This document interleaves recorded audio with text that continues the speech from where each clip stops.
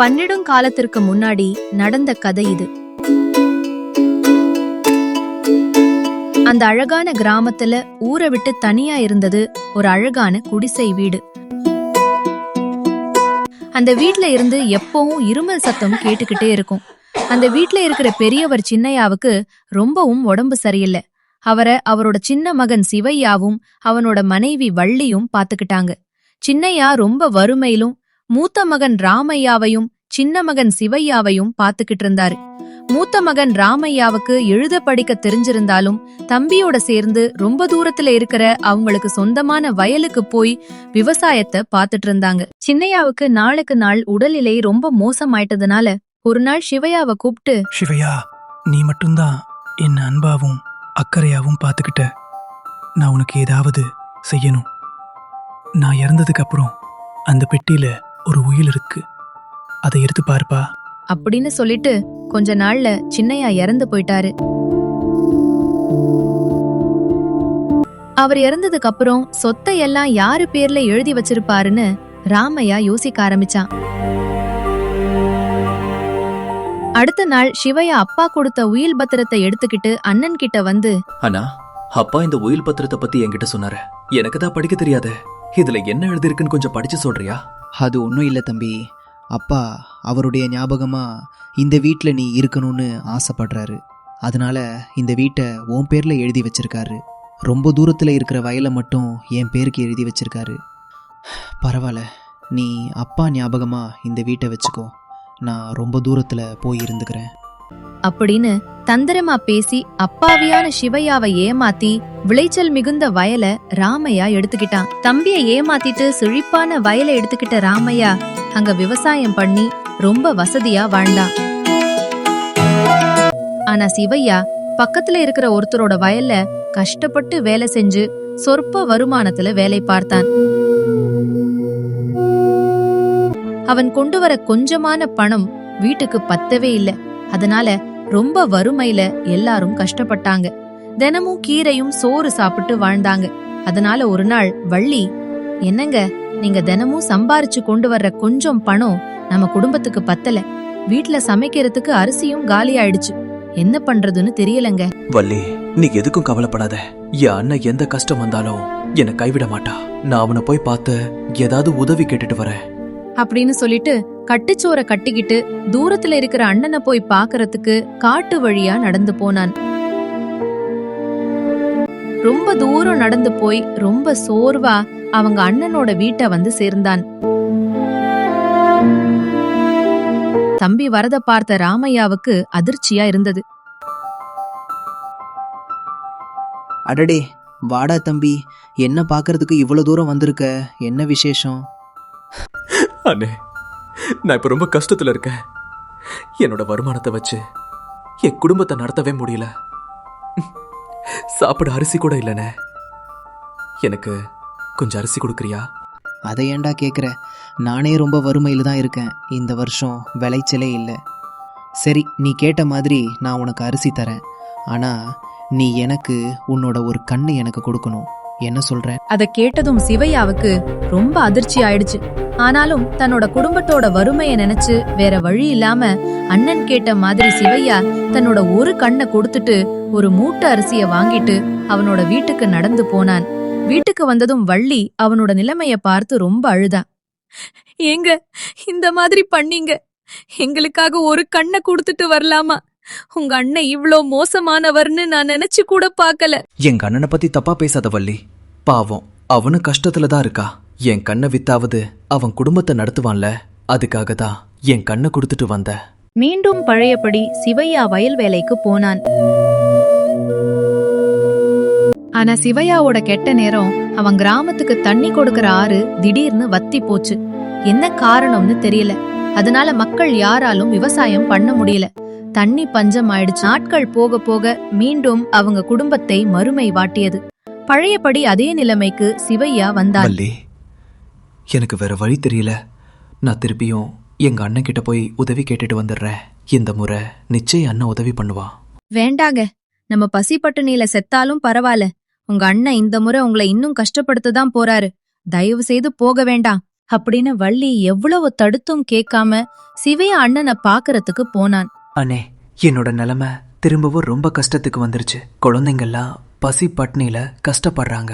எனக்கு கொஞ்சம் அரிசி கொடுத்து உதவுறியா? அடடா தம்பி, என்னோட நிலைமை முன்னாடியை விட இப்போ ரொம்ப மோசமாக இருக்குப்பா. நீ கேட்ட மாதிரி ஒரு மூட்டை அரிசி தரேன்.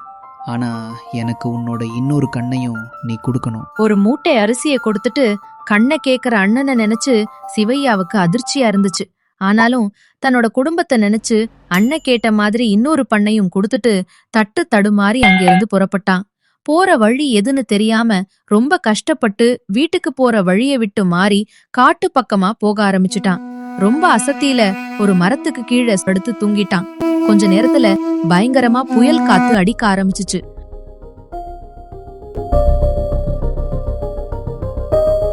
புயல்ல நிறைய தூசி வந்ததுனால அங்க பறந்து வந்த ஒரு துணியை எடுத்து கண்ணுல கட்டிக்கிட்டான். துணியை எடுத்து கண்ணுல கட்டிக்கிட்டு மரத்து மேல ஏறி உட்கார்ந்துகிட்டான்.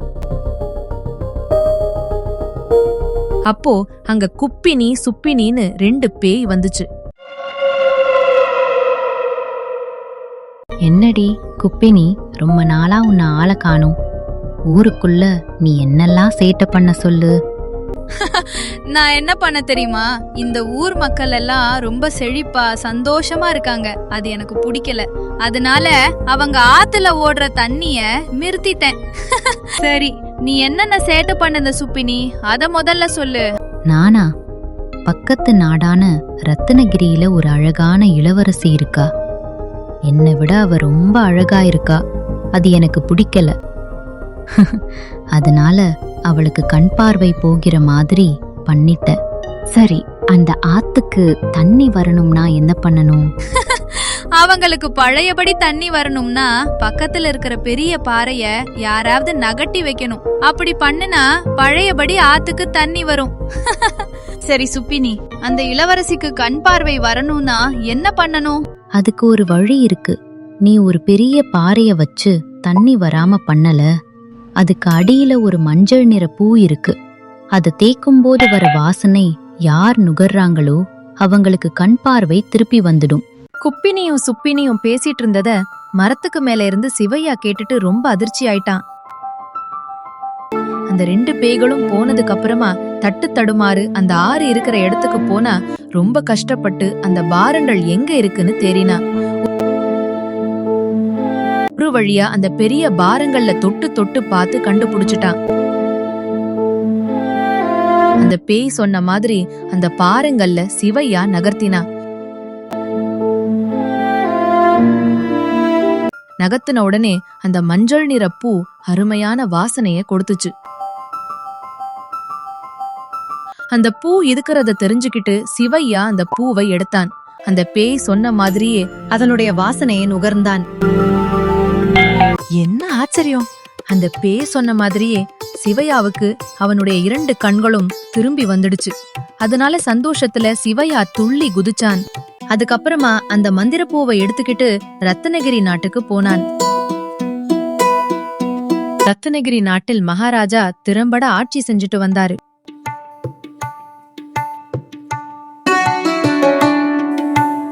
அவருடைய ஒரே மகளான சிவாங்கிக்கு பார்வை இல்லாம போனதுனால நாட்டில் இருக்கும் சிறந்த வைத்தியர்கள் எல்லாம் வச்சு வைத்தியம் பண்ணினாரு.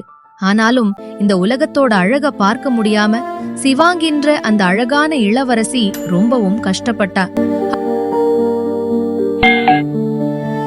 அப்படி இருக்கும் போதுதான் சிவையா மந்திரப்பூவை எடுத்துக்கிட்டு ராஜாவோட அமைச்சரவைக்குள் நுழைந்தான்.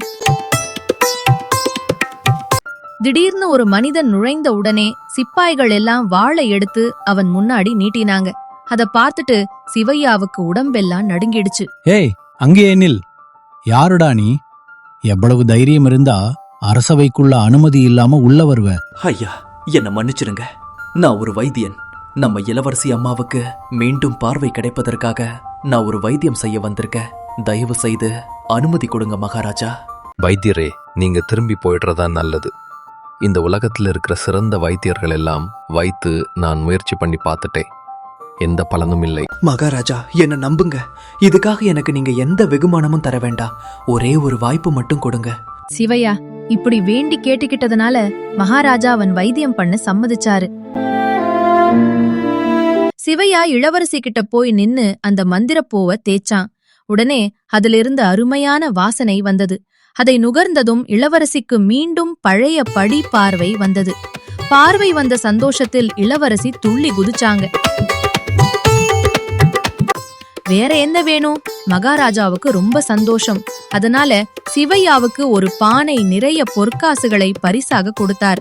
அந்த பானையை எடுத்துட்டு சுவையா வீட்டுக்கு வந்தான்.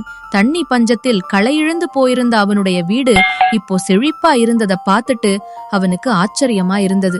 சிவையா வீட்டுக்குள்ள போனான். சிவையா அந்த பாறையை நகர்த்தியதும் ஆத்துக்கு மீண்டும் தண்ணி வந்துச்சு. அந்த ஊரு பழையபடி செழிப்பாயிடுச்சு. மீண்டும் பார்வையோடும் பானை நிறைய தங்க காசுகளை எடுத்துட்டு வரும் கணவனே பார்த்ததும் வள்ளிக்கு ரொம்ப ஆச்சரியமா இருந்தது. என்னங்க, என்ன நடக்குதுங்க? எனக்கு எதுவுமே புரியல. உங்களுக்கு எப்படி குணமாச்சு அப்படின்னு வள்ளி கேட்டதும் சிவையா நடந்த உண்மையெல்லாம் சொன்னான். அப்புறம் என்ன, தனக்கு கிடைத்த பரிசு வச்சு ஒரு பெரிய வீடு கட்டி அவன மாதிரி கஷ்டப்பட்ட எல்லா ஏழைகளுக்கும் வேலை தர அளவுக்கு உயர்ந்துட்டான். கொஞ்ச நாளுக்கு அப்புறம் ராமையாவுக்கு ஒரு சந்தேகம். ரொம்ப நாளா தம்பி வரவே இல்லையே, அவ எப்படி இருக்கான்னு போய் பார்க்கலாம் அப்படின்னு சொல்லிட்டு ராமையா சிவையாவை தேடி வீட்டுக்கு வந்தான். சிவையாவோட பங்களாவை பார்த்ததும் ராமையாவுக்கு ரொம்ப அதிர்ச்சியா இருந்தது. வீட்டுக்குள்ள போய் தம்பி பழையபடி பார்வையோட வர்றத பார்த்த ராமையாவுக்கு மேலும் அதிர்ச்சியா இருந்தது. கெட்ட எண்ணத்தை மனசுல வச்சுக்கிட்டு ராமையா, அட தம்பி, உனக்கு எப்படி திருப்பியும் பார்வை வந்துச்சு? ரொம்ப ஆச்சரியமா இருக்கே. எந்த சூதுவாதும் இல்லாம சிவையா எல்லாம் உண்மையும் அண்ணன் கிட்ட சொன்னா அதை கேட்டுட்டு உடனே காட்டில் இருக்கிற அந்த மரக்க தேடி போய் மரத்து மேல ஏறி உட்கார்ந்துகிட்டான். அப்போ முன்னாடி மாதிரியே பயங்கரமா புயல் காத்தடித்தது. அப்போ குப்பினி சுப்பினின்ற அந்த 2 பேயும் அங்க ரொம்ப கோவத்தோட வந்தாங்க. சுப்பினி, விஷயம் தெரியுமா உனக்கு? நம்ம 2 பேரும் கஷ்டப்பட்டு இந்த ஊர் மக்கள் எல்லாம் துன்புறுத்திட்டு இருந்தா எவனோ ஒருத்தன் வந்து அவங்களுக்கெல்லாம் நல்லது பண்ணிட்டானா அந்த ஊருக்கு தண்ணி வராம பண்ணியிருந்தேன். நீ இளவரசிக்கு கண்ணு தெரியாம பண்ணியிருந்த. நம்ம பேசினத எவனோ ஒருத்தன் கேட்டுட்டு அத சரி பண்ணிட்டான். அவனை நம்ம சும்மா விடக்கூடாது குப்பினி. அவன் இங்கதான் எங்கேயோ இருக்கான். இதோ பார், அந்த மரத்து மேல ஒருத்தன் உட்கார்ந்துட்டு இருக்கான். இது எல்லாத்துக்கும் அவன்தான் காரணம். அவனை பிடி. இன்னைக்கு அவன்தான் நமக்கு விருந்து. கோவத்துல இந்த சுப்பினியும் குப்பினியும் ராமையாவ என்ன பண்ணிருப்பாங்கன்னு நீங்களே சொல்லுங்க பாப்போம். என்ன சாப்பிடு? பேராசையின் உச்சத்தில தன்னோட சொந்த தம்பிக்கு அநியாயம் இழைத்த ராமையாவுக்கு நேர்ந்த சரியான முடிவுதானே இது.